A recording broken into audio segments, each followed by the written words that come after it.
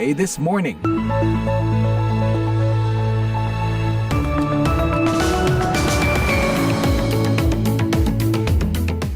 Selamat pagi pendengar, apa kabar? Inilah VOA This Morning di hari Senin 18 Maret 2024 bersama saya Eva Mazrieva dan produser kami Made Yoni yang mengudara langsung dari Studio 17 VOA Siaran Indonesia di Washington DC. Hari ini senang sekali di sini karena sedang berkembangnya bunga sakura di ibu kota DC. Ribuan warga tumpah ruah di jantung kota, tepatnya sepanjang jalan utama Independence Avenue hingga ke Monas, ke Monumen Nasional. Baik untuk yang sekedar jalan-jalan dan piknik, hingga foto-foto serius, ada yang pakai pre-wed segala nih. Dan yang paling seru nih, melamar kekasih. Saya pernah lihat langsung, nanti saya bisa ceritain. Dan seru banget pokoknya. Nanti kami bisa posting foto-foto dan videonya di sosmed VOA ya. Tapi di berbagai belahan dunia ada begitu banyak peristiwa terjadi dan sudah sampai siapkan untuk Anda pagi ini, termasuk soal pemilu di Rusia. Завтра, 15 марта, по всей нашей огромной стране Juga soal pengiriman bantuan bagi warga Gaza lewat laut dan kondisi politik di Israel setelah Perdana Menteri Netanyahu menolak seruan untuk segera melangsungkan pemilu. Once constructed and it's fully mission capable, we'll be able to push about 2 million meals a day onto the shore for relief. Siaran ini juga dapat Anda simak secara live streaming di situs kami di www.vindonesia.com atau melalui podcast VOA This Morning di platform podcast langganan Anda. Kini kita simak berita dunia bersama rekan kami Nur Hadi Sucahyo.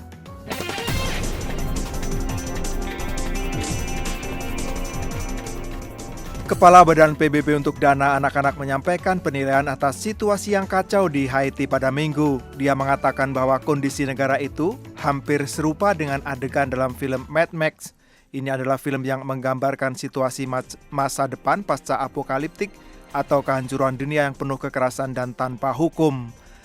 Haiti berada dalam situasi yang mengerikan, kata Direktur Eksekutif UNICEF, Catherine Russell dalam acara bincang-bincang Face the Nation yang disiarkan stasiun televisi CBS.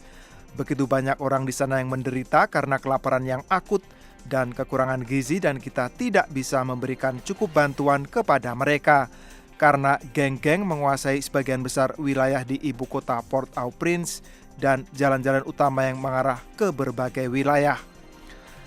Haiti yang sudah dihantam bencana kekeringan, bencana alam dan pemerintahan yang lemah telah mengalami layanan dasar yang hampir ambruk.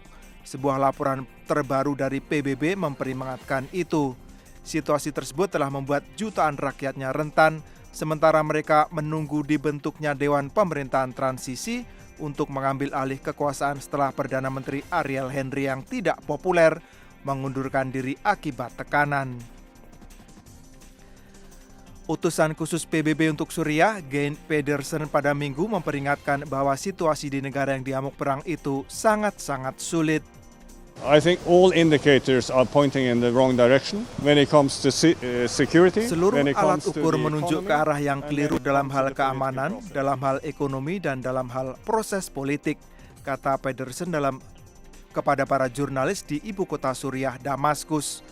Saya telah lama mengimbau bahwa kita harus memastikan bahwa perang di Gaza tidak menyebar ke Suriah dan bahwa kita harus melihat deeskalasi dan pengendalian, tambah dia dalam pernyataan yang disampaikan setelah pertemuan dengan Menteri Luar Negeri Suriah. Bulan lalu, Pedersen menyampaikan undangan resmi kepada pemerintah Suriah dan pihak oposisi untuk bertemu di Jenewa pada akhir April untuk melanjutkan proses negosiasi terkait perubahan bagi konstitusi negara itu. Meskipun ada tantangan dari Rusia, sekutu kunci Suriah. Rusia meyakini bahwa kota di Swiss itu bukanlah tempat yang netral.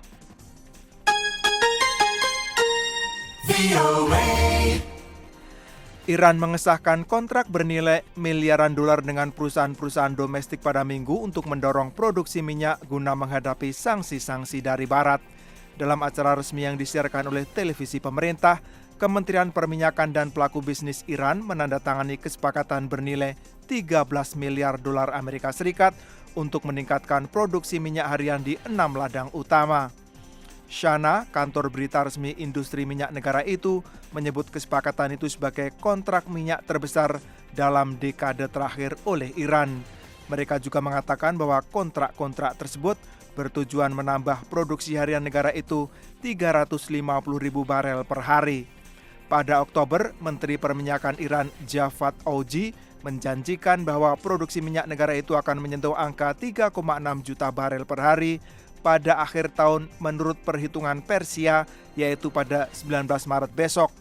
Pada tahun baru, berdasar kalender Persia, produksi akan menyentuh 4 juta barel per hari, tambah dia.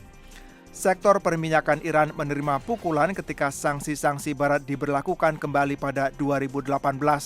Perusahaan-perusahaan asing terpaksa meninggalkan negara tersebut setelah Amerika Serikat menarik diri dari kesepakatan bersejarah yang didesain untuk membatasi program nuklir Iran. Uni Eropa pada Minggu mengumumkan paket bantuan 8 miliar dolar Amerika Serikat untuk Mesir yang mengalami kekurangan dana.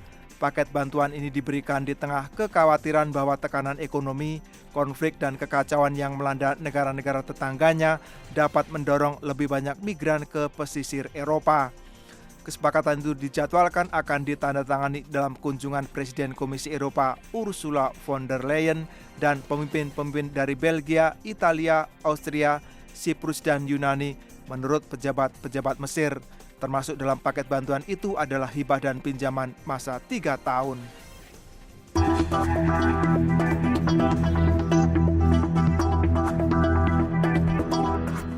Ya, dan kini kita ke laporan pertama dari Rusia. Presiden Rusia Vladimir Putin diproyeksikan akan kembali memimpin untuk 6 tahun ke depan seiring tidak adanya pesaing yang berarti yang dapat menjadi alternatif pilihan rakyat saat berada di TPS hari Minggu ini. Berikut laporannya.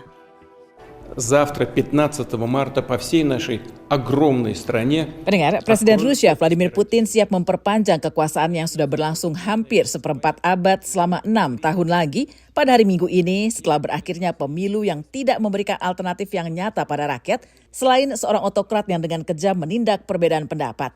Pemilu yang berlangsung selama 3 hari sejak Jumat lalu atau 16 Maret lalu berlangsung dalam situasi yang dikontrol dengan sangat ketat dan tidak mengizinkan adanya kritik publik terhadap Putin atau perang yang dilakukannya di Ukraina. Musuh politik Putin yang paling keras, Alexei Navalny, telah meninggal di penjara Arktik bulan lalu, sementara para pengkritik lainnya telah dipenjara atau berada di pengasingan. Pemimpin Rusia berusia 71 tahun ini menghadapi 3 saingan dari partai-partai yang didukung Kremlin, yang menahan diri untuk tidak melontarkan kritik terhadap pemerintahannya yang sudah mencapai 24 tahun atau invasi besar-besaran ke Ukraina sejak 2 tahun lalu.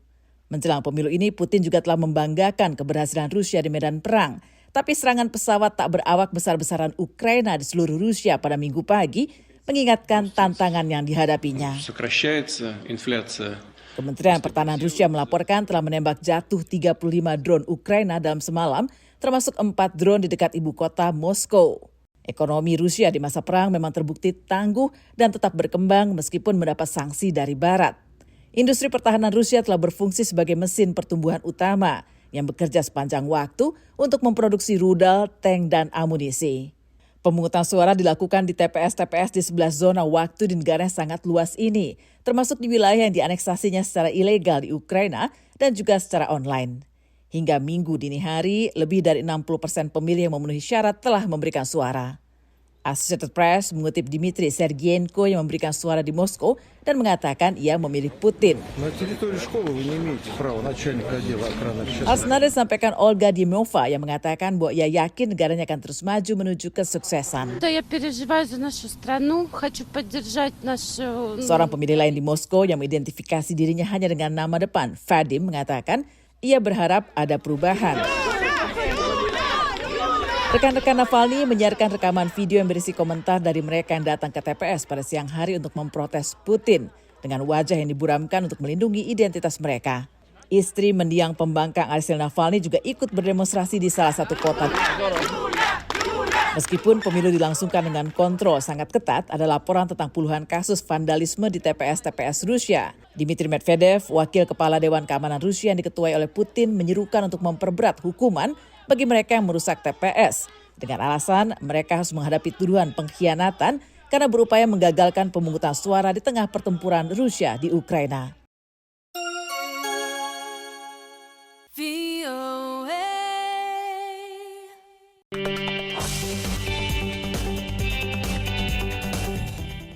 Perdana Menteri Israel Benjamin Netanyahu mencela kritikan sekutu terdekatnya Amerika yang menyerukan agar segera digelar pemilihan umum untuk mengganti pemerintahan di Israel. Sementara itu ribuan warga Israel berdemonstrasi menuntut agar Netanyahu dan kabinetnya segera mengundurkan diri.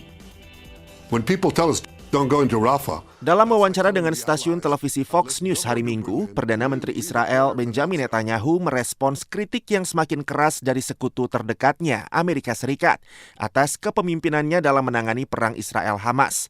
Ia mengatakan tekanan itu tidak akan menghentikan Israel untuk mencapai kemenangan total. Ketua fraksi Demokrat yang mayoritas di Senat Amerika, Chuck Schumer, yang merupakan pejabat Yahudi paling senior di Amerika dan pendukung utama Israel, menyerukan agar Israel menyelenggarakan pemilu baru karena Netanyahu sudah tersesat, ungkapnya.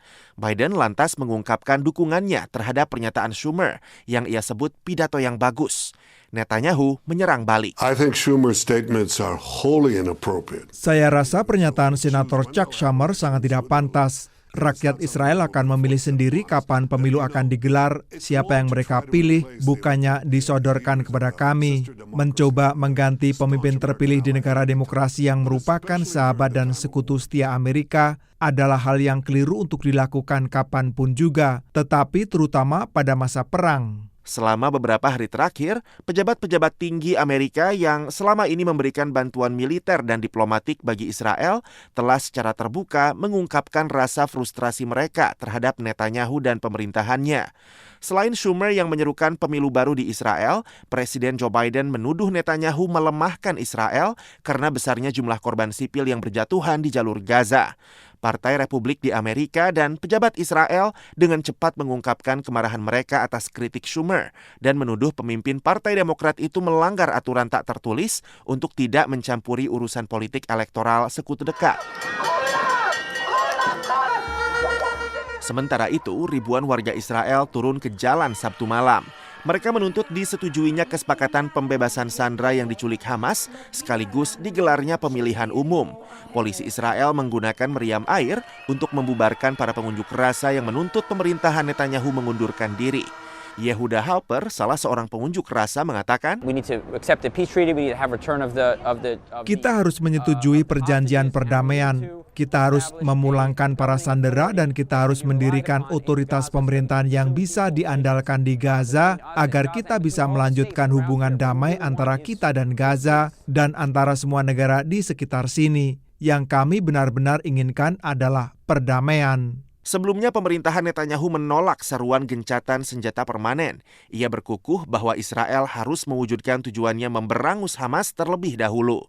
Kantor Netanyahu pada hari Jumat juga mengatakan ia menyetujui rencana militer untuk menyerang Rafah, di mana 1,4 juta orang Palestina mengungsi.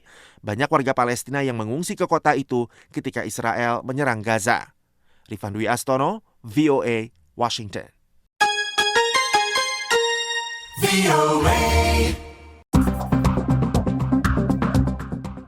Amerika mengirim tim Angkatan Darat untuk membangun dermaga terapung yang akan menjadi sarana pengiriman bantuan ke Gaza. Tapi sebagaimana dilaporkan koresponden VOA di Pentagon, Carla Babb, perlu waktu berminggu-minggu untuk mewujudkan misi ini. Kapal-kapal militer Amerika berlayar menuju Gaza untuk misi kemanusiaan. Presiden Joe Biden memerintahkan mereka untuk membangun dermaga terapung di lepas pantai. Di dermaga itu, kapal-kapal nantinya akan merapat, kemudian menurunkan bantuan untuk orang-orang di Gaza. Brigjen Brad Hinson dari Angkatan Darat Amerika mengatakan, Once constructed and it's fully mission capable, we'll be able to push about 2 million meals a day onto the shore for relief. Begitu selesai dibangun dan sepenuhnya mampu menjalankan misinya, setiap hari kami akan bisa mengirimkan sekitar 2 juta bantuan pangan ke pantai. Tetapi para pakar menilai proses mewujudkan rencana tersebut membutuhkan waktu lama dan mahal.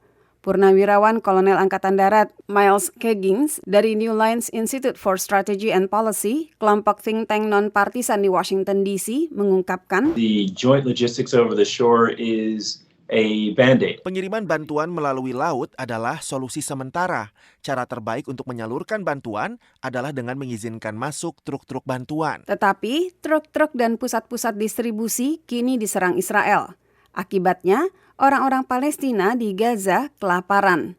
Pengiriman dermaga terapung tersebut akan membutuhkan waktu berminggu-minggu. Setelah itu, perlu setidaknya 10 hari untuk membangun dermaga terapung tersebut. Walaupun militer Amerika dan negara-negara lain seperti Yordania dan Mesir terus menerjunkan bantuan ke jalur Gaza setiap hari, hanya sedikit bantuan yang bisa dikirim dengan cara seperti itu karena satu kargo pesawat C-130 hanya mampu mengangkut bantuan sebanyak 1 truk. Sean McFate dari Syracuse University dan penulis buku The New Rules of War menilai rencana Amerika menerjunkan bantuan dan membangun dermaga adalah tindakan yang ceroboh. You don't know if the aid is going to the right people because you have no direct physical control over it. Kita tidak tahu apakah bantuan tersebut sampai ke orang-orang yang membutuhkan, karena kita tidak mengawasi secara langsung distribusi bantuan tersebut. Padahal kita tahu Hamas mencurinya dari masyarakat. Jadi menurut saya, ini lebih seperti aksi politik pemerintah dalam tahun pemilu untuk menunjukkan bahwa pemerintah, dalam tanda petik, tidak hanya berbicara akan melakukan sesuatu, melainkan benar-benar melakukan sesuatu. Sementara itu, seiring berjalannya waktu, perang semakin mendatangkan lebih banyak penderitaan bagi rakyat Palestina. Karlina Amkas, VOA, Washington.